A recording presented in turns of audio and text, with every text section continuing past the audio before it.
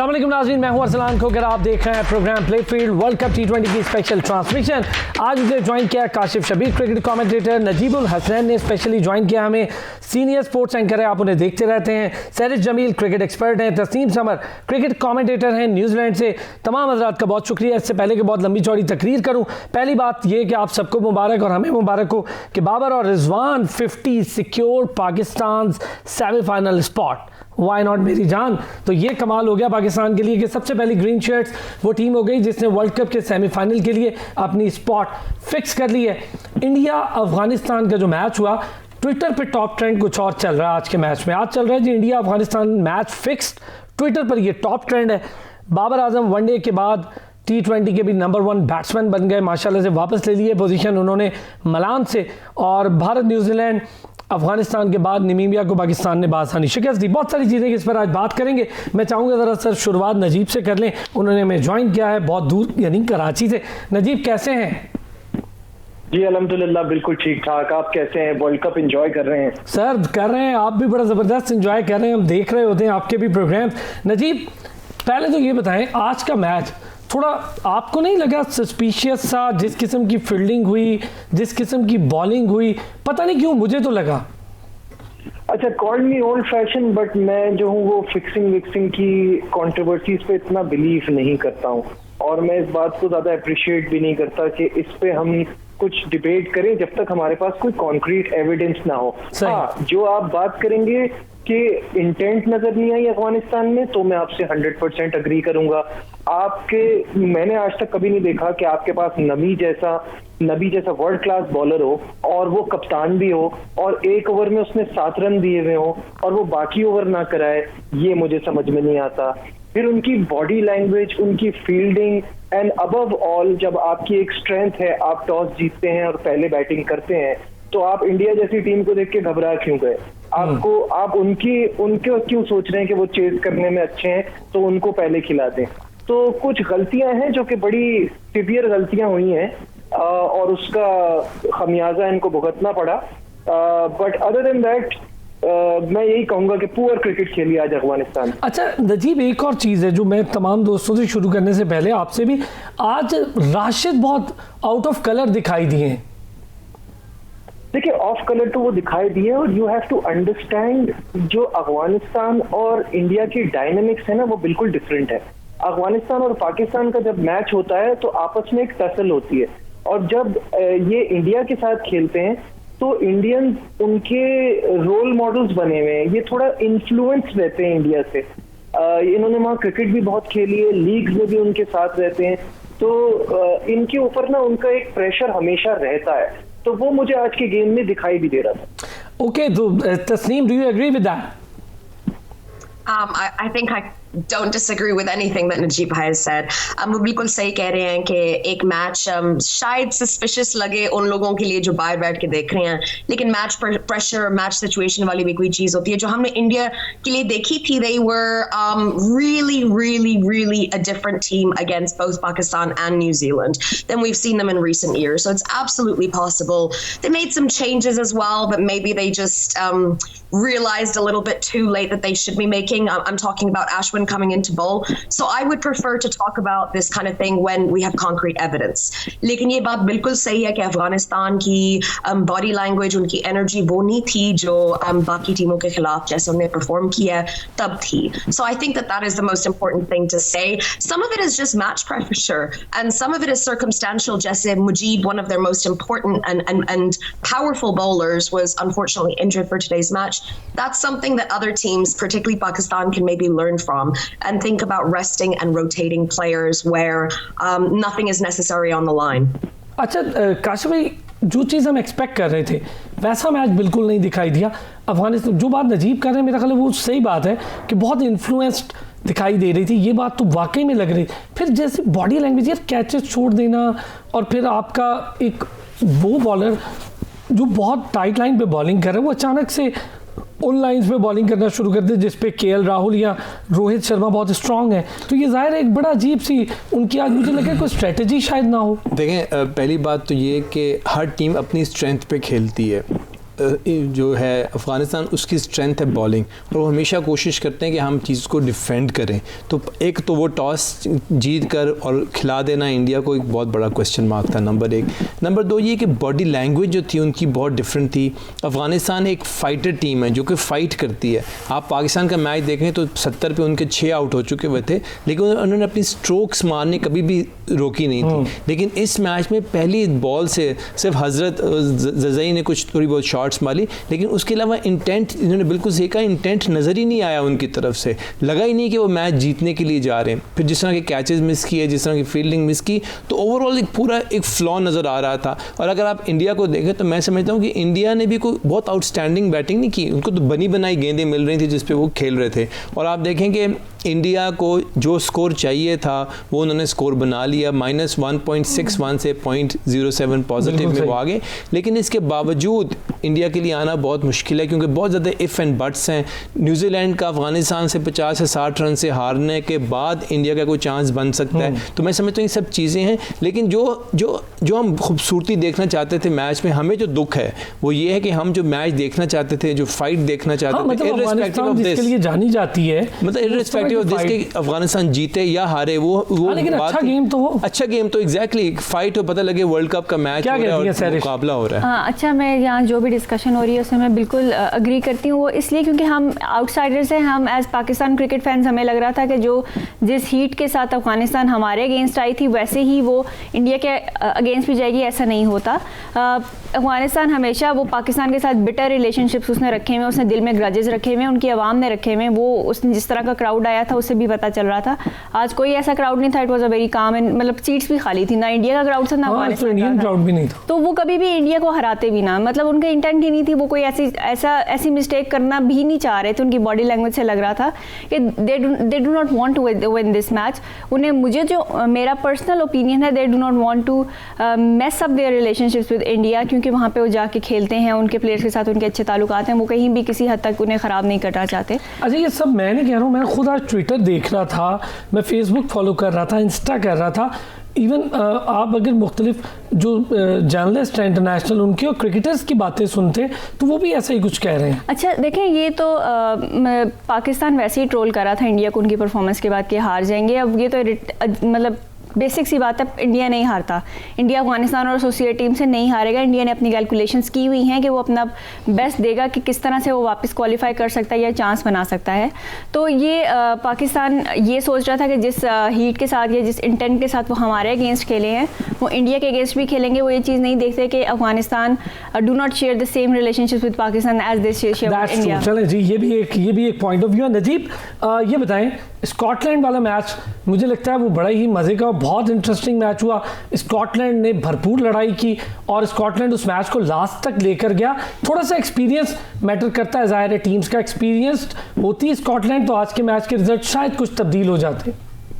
देखिए, स्कॉटिश कप्तान ने जो आज टॉस जीतने के बाद बात की ना, उसने बड़ा एक इम्पॉर्टेंट पॉइंट उठाया। उन्होंने कहा कि this is such a good time to be a Scottish cricketer. Opportunities मिल रही हैं हमें इतनी बड़ी टीमों के साथ खेलने की, हम यहाँ वो अवेल करने आए हैं। तो इससे पता चलता है कि वो इस चीज को कितना सीरियस ले रहे हैं कि उन्हें वर्ल्ड कप में खेलने का मौका मिला है। उन्होंने देखे जो अचीव करना था वो क्वालिफायर में अचीव कर दिया। उन्होंने बांग्लादेश जैसी टीम को हराया and they made it through to the super 12।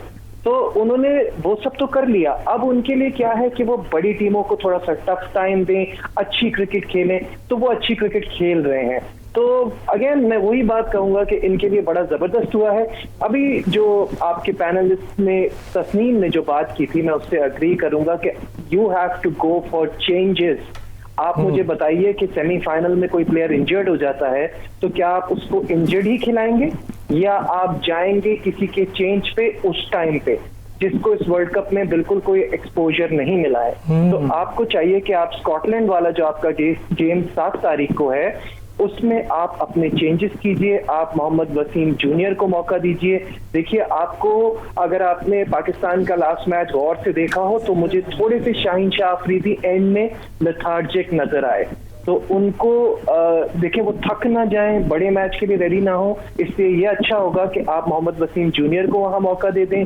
मैं तो कहता हूं कि आप हैदर अली को चांस दे दें, जो उनकी नेशनल T20 में फॉर्म लगी हुई है। आपको कुछ चेंजेस करने होंगे, ये आपके लिए ही अच्छा है। अच्छा नजीब, बिल्कुल लास्ट टाइम है, इसलिए एक लास्ट शॉर्ट से आपसे जवाब भी ये चाहूंगा कि दोनों किसकी जगह खेल सकते हैं?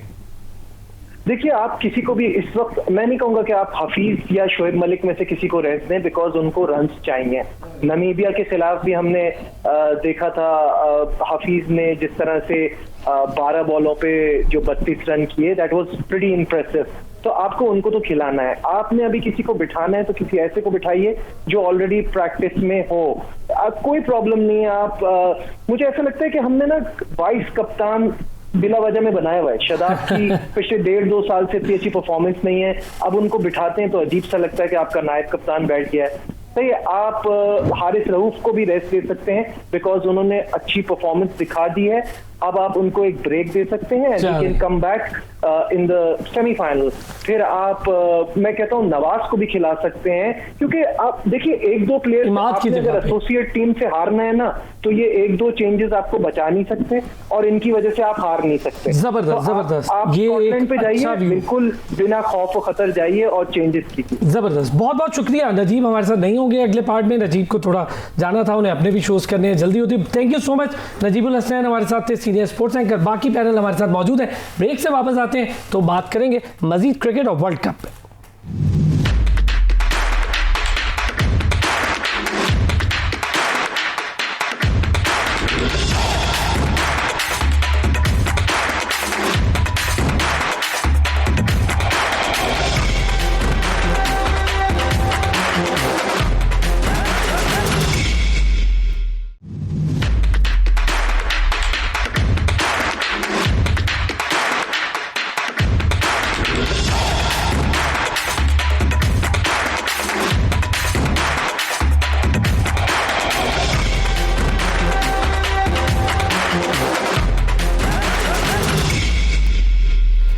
ले जी, पाकिस्तान तो जीत के सेमीफाइनल के लिए क्वालिफाई कर गया। दूसरे ग्रुप से बस एक और जीत एक्सपेक्टेड है from England all the way to the semifinal. Why not मेरी जान? जी हाँ, अगर इंग्लैंड जीत जाती है तो वहाँ से सेमीफाइनल में पहुँच जाएगी। उस ग्रुप के लिए एक लंबी चौड़ी अजीब सी बात बनी हुई है।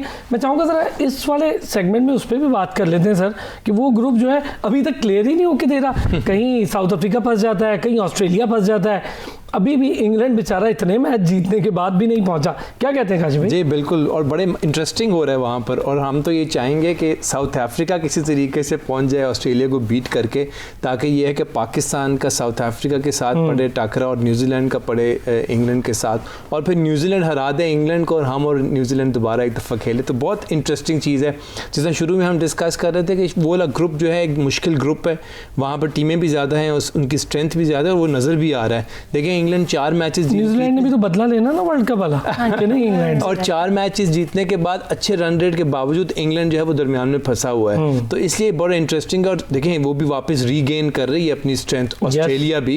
इसे देखने का ऑस्ट्रेलिया किस तरीके से आगे लेकर चलती है। साउथ अफ्रीका भी थोड़े मोमेंटम में दिखाई दी है मुझे। डीकॉक के वापस आने के बाद साउथ अफ्रीका बेहतर, उनके बॉलर्स बहुत अच्छे हैं। नॉर्किया बहुत अच्छी करा रहा है, रबादा बहुत अच्छी बॉलिंग करा रहा है। अच्छा, निगीडी को चांस ही नहीं मिला खेलने का। वो भी जब खेलेगा अपनी मतलब प्रॉपर परफॉर्मेंस दिखाएगा तो फिर मजा आएगा। उनके देखें महाराज और उनका जो शम्सी तो बैटिंग भी कर लेता है, बहुत अच्छी वो बॉलिंग, इसलिए बॉलिंग कैपेबिलिटी हर एक के पास। देखें वर्ल्ड कप में प्लेयर थे, फॉर्च्यून भी है स्टिल टीम में उनके, लेकिन खेल नहीं रहा अभी फॉर्च्यून। नहीं, लेकिन टीम में अवेलेबल है। वो देखिए बैट्समैन भी बहुत अच्छा है, शम्सी है उनके पास, शम्सी बहुत शानदार, बहुत अच्छा बॉलर है उनके पास। ये नोकिया है, फिर ये रबाडा है, फिर महाराज खेल रहा है। तो ये अच्छी बॉलिंग स्ट्रेंथ है मेरे ख्याल से। दो अच्छे स्पिनर एक साथ हो, महाराज और शम्सी, तो फिर बड़ी प्रॉब्लमेटिक हो सकता है। बहुत हो सकती है, मतलब ऑन पेपर तो थोड़ी अंडररेटेड सी टीम है, लेकिन पाकिस्तान को एक अच्छा खासा टफ टाइम दे सकती है अगर सेमीफाइनल आती है। Exactly, knowing the history of Babar, Azam and Maharaj. लेकिन आपको इसमें पॉजिटिव चीज़ ये है कि चोकर्स हैं साउथ अफ्रीकन्स, इसलिए बेहतर है कि साउथ अफ्रीका आए और साउथ अफ्रीका हमारे साथ लड़े as compare to Australia. Australia is a very difficult team, और ऑन देयर डे ऑस्ट्रेलिया को हराना बहुत। ये जो आप बात कर रहे थे, मैं तस्नीम से एक व्यू आपको याद होगा, तस्नीम कह रही थी कि ऑस्ट्रेलिया सीरियस ही नहीं है T20 के लिए। अच्छा, कुछ चीज़ें उनकी दिखाई भी दे रही हैं, कुछ चीज़ें वो अपनी एग्जीक्यूशन में भी दिखा रहे होते हैं। तस्नीम, स्टिल आप उसी पॉइंट पर हैं कि ऑस्ट्रेलिया सीरियस नहीं है T20 के लिए? जी बिल्कुल, मेरा ख्याल है कि क्रिकेट ऑस्ट्रेलिया के अंदर आपको लोग ये भी बताएंगे, जहां कुछ ऐसी टीम हैं जो T20 का नीडल हमेशा पुश करते रहते हैं। Australia haven't been that team in very many years. एक जमाने में उनका लीग जो है BBL वो बहुत अच्छा होता था, लेकिन उसके बाद काफी और लीग्स पॉप अप हुए हैं। BPL बांग्लादेश का BPL उसके बाद आया है, which stole away a lot of players and took the time slot in the calendar away from Australia. उसके बाद PSL आया है, उसके बाद CPL continually develop हुआ है, तो their own T20 league is left behind। और उनका दूसरा मसला ये है कि वो अपने international players को T20 leagues में नहीं खिलाते as much so because touring internationally at the time। तो जो एक्सपीरियंस कुछ लोगों को मिलता है, जैसे फर्ज करें आसिफ अली को साउथ अफ्रीका मंजानजी लीग में मिला था, तो वो एक्सपीरियंस उनको नहीं मिलता। उससे अलावा वो उन्हीं लोगों के साथ परसिस्ट करते हैं जो उनके ड्रेसिंग रूम में क्रॉस फॉर्मेट्स यूजुअली यूटिलाइज होते हैं। तो इसलिए Aaron Finch and David Warner progressed with a gap of 22 innings until they made another significant partnership, जो हमने अभी recently देखा है। तो मेरे हिसाब से I'm so sorry to say, मैं statistics और rankings और इन चीजों पे चलती हूँ, metrics पे चलती हूँ, और metrics के मुताबिक इस वक्त Australia are not a very serious team। Sir वैसे सही है, ये जो स्टैट्स बताए हैं इसके मुताबिक अगर देखें तो सैरिश क्या कहती है, ये है एक मामला। बिल्कुल ठीक कह रहे हैं, क्योंकि वो the way they are playing they are also not, मतलब वो सीरियस नहीं लग रहे हैं अभी तक, वरना उनकी फॉर्म जैसी है उन्हें क्वालिफाई कर जाना चाहिए था। अभी भी वो टीम वो ग्रुप ही ओपन है। अब England, south Africa and Australia और ऑल आर क्वालिफाइंग, और अभी तो ये भी नहीं पता कि फर्स्ट स्पॉट पे कौन आएगा। 2-3 ऐसे मैचेस हैं कि जिसके बाद ये चीज़ पता चलेगी। हम तो अभी से ही सोच रहे हैं शायद इंग्लैंड फाइनल खेलेगा, ये भी ज़रूरी नहीं है, क्या पता वो किसी तरीके से सेकंड स्पॉट पे ना आके पाकिस्तान के साथ सेमीफाइनल खेल जाए। तो ये बात भी हो सकती है। तो वैसे मैं इनकी बात के साथ very humbly I would disagree. तो अच्छा हो जाएगा, कोई चीज नहीं आ जाएगी। आई वुड डिसएग्री कि ऑस्ट्रेलिया जो है वो सीरियस नहीं है, क्योंकि Australia is a very professional team, और ऑस्ट्रेलिया जो है वो हर फॉर्मेट के लिए बहुत सीरियसली खेलता है, चाहे वो T20 हो चाहे वनडेज हो। छोटी सी चीज़ अगर अर्ज करूँ तो फिर उसमें मेरा एक ज़ाती एनालिसिस है। जी तस्नीम, अच्छा चले वो खुद ही अर्ज कर रही है। जी तस्नीम, यू कैन से। नहीं, लेकिन मैंने अपनी बात पूरी नहीं की ना। आप कीजिएगा, वो उनका सवाल आपसे ही होगा। जी तस्नीम। जी मैं ये कह रही थी कि प्रोफेशनलिज्म और उनकी जो रेप्यूटेशन है, उसके अलावा अगर आप देखें तो कहाँ से सीरियस है T20 फॉर्मेट में। मैं बाकी फॉर्मेट्स की बात नहीं करूंगी, लेकिन T20 अगर फॉर्मेट में देखें तो उनकी रैंकिंग वहीं है जहाँ वेस्ट इंडीज और अफगानिस्तान के करीब, तो उनके रिजल्ट्स भी नहीं, वो अवे हारते हैं, वो घर पे सिर्फ जीते हैं, लेकिन वो तो हर बंदा जीता है। वो तो हम होप करते हैं कि एसोसिएट टीम्स भी घर पे जीते हैं। बांग्लादेश भी जीत जाती है। असल में प्रॉब्लम ये है कि ऑस्ट्रेलिया को आपने कंपेयर करना है दूसरी टीमों के साथ। देखें बाकी टीमों का टेम्परामेंट जो है ना वो बहुत लो हो चुका हुआ है। इवन पाकिस्तान को देख लें, T20 में पाकिस्तान बहुत अच्छा आउट क्लास खेलता है, लेकिन जब 50 ओवर्स या टेस्ट मैच की बात आती है पाकिस्तान से पूरे ओवर्स नहीं खेले जाते। And same is the case with West Indies. West Indies ने ऑस्ट्रेलिया को आउट क्लास कर दिया in T20s when it came to 50 over match, तो उनसे जो है वो 10 ओवर नहीं खेले गए वेस्ट इंडीज से। इसलिए it is a comparative analysis, उसमें देखा जाए तो बाकी टीमों का टेम्परामेंट नीचे आया हुआ है, लेकिन Australia as a team is a very strong team. आप बॉलिंग देख लीजिए, उनकी बैटिंग देख लीजिए, उनकी फील्डिंग देख लीजिए, हर लिहाज से Australia is a very competitive team.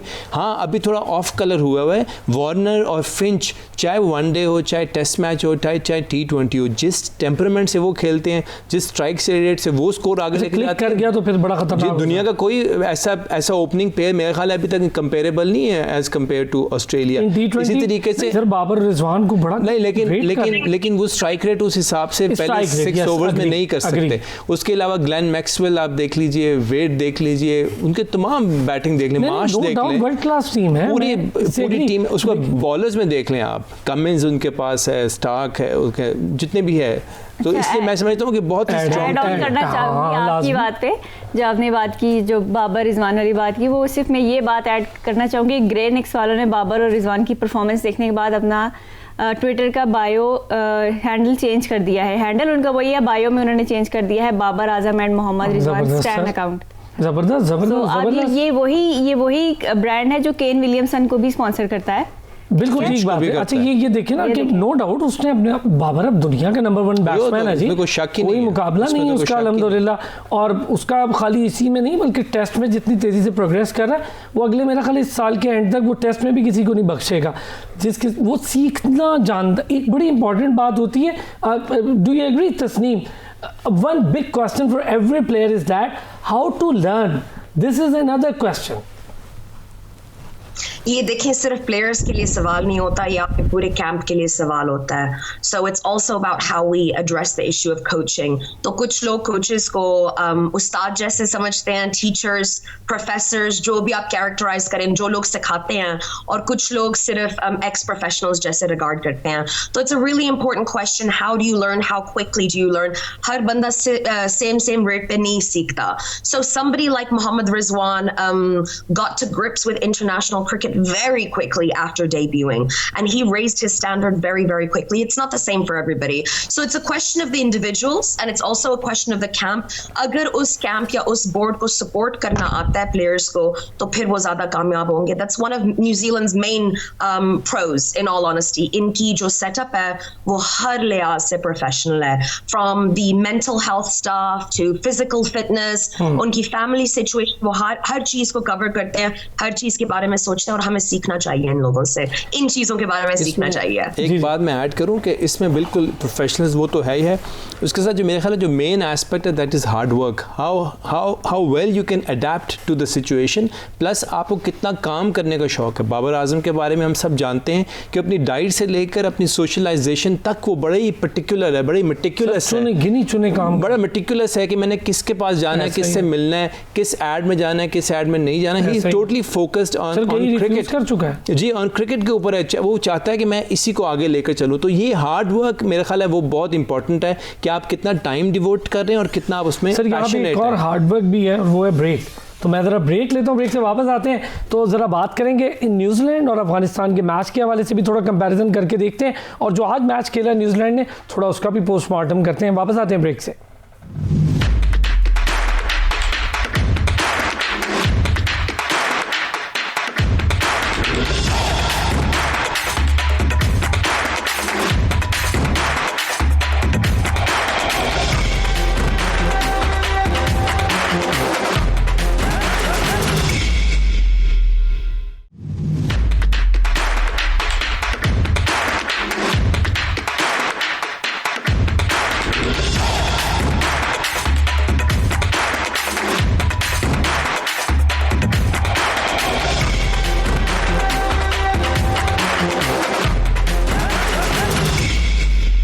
Welcome back जी, जहां पर इस वक्त वर्ल्ड कप में जोर लगा रही हैं सारी टीम्स और अपने अपने पूल्स को क्लियर कर रही हैं चैंपियन बनने के लिए, वहीं पर फील्ड में जोर लगा रहे हैं दागों के चैंपियन उस ट्रॉफी को उठाने के लिए। आइए दिखाते हैं आज का दागों का चैंपियन कौन है।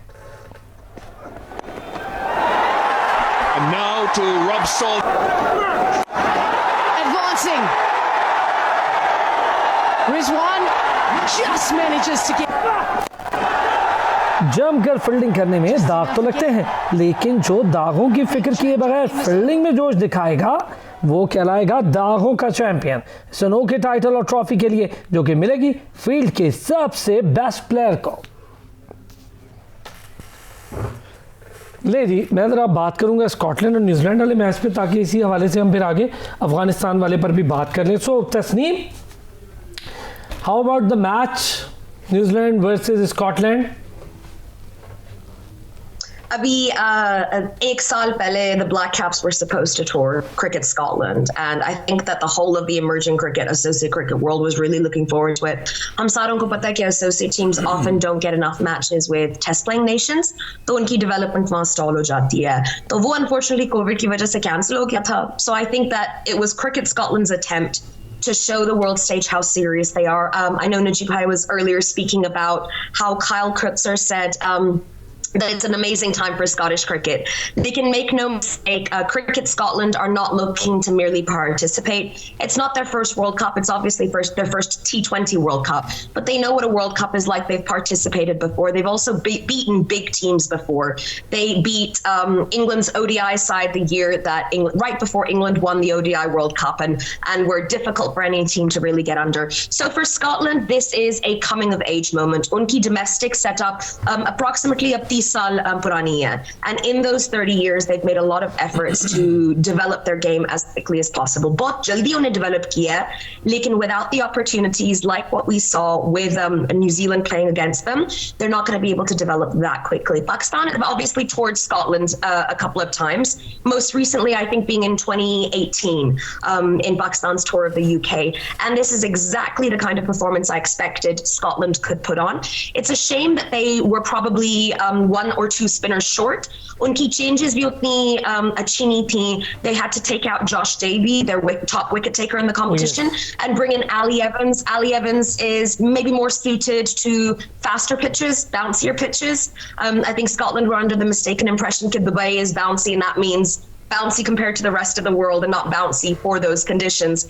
But all in all, Tasneem, still, I want to say that Sharif did an excellent job as a bowler and Lasik did excellent job as a batter. Yeah, absolutely. Sufyan Sharif is a very consistent bowler who has been really enjoyable to watch in ODI cricket and T20 cricket. He has been one of the most important parts of Scotland's pace attack over the last 8 years or so, and it's really nice to see him finally do, I think, what a lot of people who have worked with Cricket Scotland expected from him in the first place for this competition. सही है जी काशिफ शबीर। देखें इस वक्त जो world cup जो दुनिया के हालात हैं उसमें लीग क्रिकेट बहुत ज़्यादा फेमस हो चुकी है। हर मुल्क की अपनी लीग क्रिकेट है, उसके अंदर ये कोई ज़रूरी नहीं है कि वहीं से जा रहे हैं और ये कोई ज़रूरी नहीं है कि उसमें नमीबिया का वीज़े खेल रहा हो, स्कॉटिश प्लेयर खेल रहा हो, वेस्ट इंडीज़ का प्लेयर खेल रहा हो। इसलिए ये टीमों के अंदर प्लेयर्स मुख्तलिफ मुल्कों के आ रहे हैं। जब वो प्लेयर्स आते हैं तो वो एक तो दुनिया को देखते हैं, बॉलर्स को फेस करते हैं, उसके बाद उनका एक्सपोजर बढ़ता है, एक्सपीरियंस बढ़ता है, तो इसलिए गेम बहुत एडवांस हो चुकी है। स्कॉटलैंड की टीम क्यों अच्छा परफॉर्म कर रही है? क्योंकि वो लीग क्रिकेट बहुत ज़्यादा खेलते हैं। उनके स्कॉटिश प्लेयर जो हैं इंग्लैंड में बहुत ज़्यादा लीग्स खेलते हैं, इसलिए उनको वो पता है कि क्या माहौल होता है और किस तरीके से आगे लेके चलना है। और यही वजह है कि वो वर्ल्ड कप के क्वालिफायर में बड़ी बड़ी टीमों को हरा कर सुपर 12 में पहुँचे हैं। तो ये इन्होंने अच्छा परफॉर्म करना ही करना था। वो तो उनकी बैड लक हो गई अफगानिस्तान के खिलाफ, वो 60-70 पे आउट हो गए, अदरवाइज़ वो ऐसी टीम है नहीं। और आप देखेंगे कि जब पाकिस्तान का मैच होगा स्कॉटलैंड से तो वो भी आसान मैच नहीं होने, आज अंदाज़ा हुआ है ये मैच आसान नहीं होने लगा। पाकिस्तान को जिस भी शुरू में बात हो रही थी कि पाकिस्तान को कुछ चेंजेस करनी चाहिए, तो मेरा ख्याल है बाबर आजम के लिए बहुत मुश्किल होगा ये डिसाइड करना कि क्या कोई चेंज करनी चाहिए कि नहीं चाहिए, क्योंकि सेमीफाइनल के बिल्कुल आखिरी मैच में खुदा ना खास अगर आपको एक शिकस्त का सामना हो जाए तो पूरी टीम डीमोरलाइज, ये बात ठीक है। तो इसलिए बहुत एहतियात मोमेंटम चलता है। और स्कॉटलैंड, जैसा मैंने आपको पिछले प्रोग्राम में कहा था कि अगर वो चेंज करनी है तो नमीबिया के मैच में आप चेंज कर सकते हैं। आपने अगर पहले बैटिंग करनी है तो नमीबिया के खिलाफ कर सकते हैं, लेकिन स्कॉटलैंड को आपको बहुत सीरियस लेना पड़ेगा। अभी तस्नीम ने जो हिस्ट्री भी बताई, इतनी लंबी उनकी क्रिकेटिंग हिस्ट्री है, यूके उनके साथ बहुत ज़्यादा लगा हुआ है काम पे। आपकी बात दुरुस्त है, वैसे मैं इससे इस हद तक अग्री। और उन्होंने इंग्लैंड को कई दफ़ा हराया है। हाँ। और इंग्लैंड से तो बड़ी टसल के साथ गेम खेलते हैं, बिल्कुल मुकाबले की टक्कर उनको देते हैं, तो हमें भी मुकाबले की टक्कर देंगे। और उनकी देखें आप बैटिंग, बॉलिंग, फील्डिंग तमाम बहुत अच्छे तरीके से वो करते हैं। अच्छा जा रहा है, चले जी सैरिश। अच्छा मैं ये कहना चाहूँगी सारी डिस्कशन में एक पॉइंट है वो रह जाता है कि स्कॉटलैंड यहाँ आई कैसे। हम ये भूल सकते हैं स्कॉटलैंड बांग्लादेश को हरा के आई है। Bangladesh is the same team जो उससे पहले ऑस्ट्रेलिया और न्यूजीलैंड को उन्होंने अपने घर में हराया था। So we should not undermine Scotland. Scotland आज वो 12-15 रन्स की वजह से वो कहीं आगे पीछे हो गए। देखें यार जस्ट 16 172 में एग्जैक्टली वो न्यूजीलैंड ने डिसीजन तो ठीक लिया था क्योंकि ड्यू का फैक्टर वो बाद शाम के मैचेस में होता है, पहले नहीं होता, लेकिन वो बीच में एक ऐसा ओवर शरीफ ने करा दिया था जहाँ पे एक ओवर में 2 विकेट्स चली गई थी। That could have gone very wrong. वो गप्टिल ने संभाल लिया, लेकिन वो आज न्यूजीलैंड के प्लेयर्स उनके एक्सप्रेशन से भी पता चल रहा था कि they were much overjoyed with this win, क्योंकि उन्होंने they almost tasted a defeat और एन अपसेट। सो वो उस चीज़ से बच गए थे and I am sure they will come back pretty stronger. अच्छा Tasneem, you would like to add something I think? मैं एक बात बताऊंगी, काशिफ भाई ने सही बात की है, लेकिन यह काफी चेंजेस आ गए हैं उनकी बात में। अब स्कॉटलैंड नहीं खेलता यूके में। ब्रेक्सिट के जो चेंजेस आए हैं उसकी वजह से काफी शिफ्ट हो गया जो यूके का सिचुएशन है। सफियान शरीफ once upon a time used to play for Glamorgan, Kyle Coetzer once upon a time used to play county cricket। अब इनमें से बहुत कम लोग खेलते हैं। 100 के लिए कुछ लोग इनमें पिकअप हुए थे, लेकिन पाकिस्तान और न्यूजीलैंड में एक बहुत की डिफरेंस है in the situation of Scotland, and that is that New Zealand have never played Scotland. The only New Zealand cricketer who will have come across a Scottish player, मैं आपको बहुत specifically बता सकती हूँ, Jimmy Neesham played with George Munsey in the GT20 at Canada, and he would have also played with Matt Cross, Kyle Coetzer, लेकिन उसके अलावा कोई overlap नहीं है। पाकिस्तान इनके खिलाफ खेला हुआ है, पाकिस्तान इनके खिलाफ इनके घर में खेला हुआ है। Pakistan we talked about maybe bringing in Nawaz as a replacement. Nawaz was man of the match in a series about 3 years ago against Scotland. So actually playing against these teams on an international level is the massive difference. In all honesty, I've covered Cricket Scotland's work for the last 5 years, and I don't expect that they will beat अच्छा Pakistan. Okay Tasneem, लेकिन they got वक्त की कमी है तो मुझे ये बताएं तस्नीम, अच्छे बहुत मज़ेदार स्टैट्स आपने हमारे साथ शेयर भी किए, अच्छा है, सुनने वालों को बहुत चीज़ें पता लगी। एक एक चीज़ लास्ट में कि यार जो गुप्टर है he is back in form. Nobody has bowled very dangerous spinners against Martin Guptill up front. कल मैं थोड़ी सी disappointed हुई थी that they opened with 2 seamers and they brought Mark Watt, who has been their best spinner in this tournament, in a little bit late. Leask as well. They brought in their changes a little bit too late. उनका जो tactic है, what they're comfortable with on Scottish pitches is obviously what they do. And for Cricket Scotland, Sethi is a opening bowler, and that makes perfect sense. He bowled really well yesterday. I would have bowled a spinner to Guptill instead. I think early in his innings there was an opportunity. After that, his class and his absolutely took over. No doubt. He's a very super player. Sir add करें इसमें थोड़ा सा। बिल्कुल सब कुछ ठीक है, लेकिन गप्टिल में जो किक थी ना आज से 3-4 साल पहले, मेरे ख्याल है वो मिसिंग है। गप्टिल जो है वो उस तरह का आउट क्लास परफॉर्म नहीं कर सकेगा। गप्टिल को सपोर्ट चाहिए। गप्टिल हाँ एक एंड से थोड़ा सा रोक सकता है, लेकिन जब वो ऑल आउट जाने की कोशिश करता है, पावर गेम खेलने की कोशिश करता है, तो वो रह जाता है। बहुत बहुत शुक्रिया काशिफ शबीर, नजीबुल हसनैन हमारे साथ आ रहे, सैरिश आपका बहुत शुक्रिया, तस्नीम आपका भी शुक्रिया। कल फिर रात 11 बजे होगी आपसे मुलाकात, अपना ख्याल रखिएगा।